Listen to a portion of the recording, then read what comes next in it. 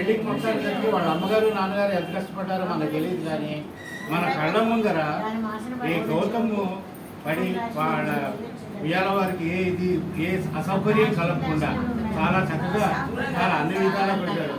Great big hand. ఇంకొకటి మేమందరం గతవాళ్ళం చేసేదంటే ఇప్పటి నుంచే చేశాడు కాబట్టి తనకి పెళ్ళైన తర్వాత మొట్టమొదటిగా ఆడపిల్ల కలగాలని ఆ ఆడపిల్ల పిల్ల నన్ను పిల్లు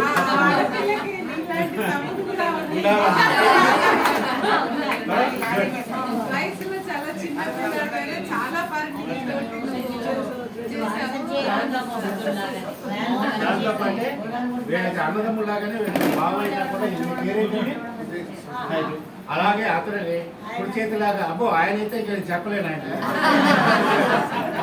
పిల్లలు ఇద్దరు ఆయన బాధ్యత, అది బాధ్యతతో పాటు చేశారు. చిన్నపిల్లలు బాధ్యత పూసుకొని చేశారు. ఆయన నిజంగా ఆయన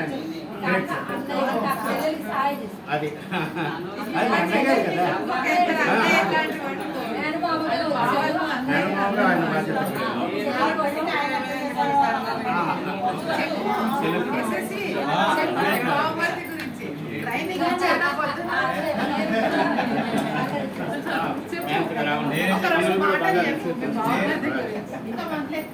నేనే చెప్పాలి.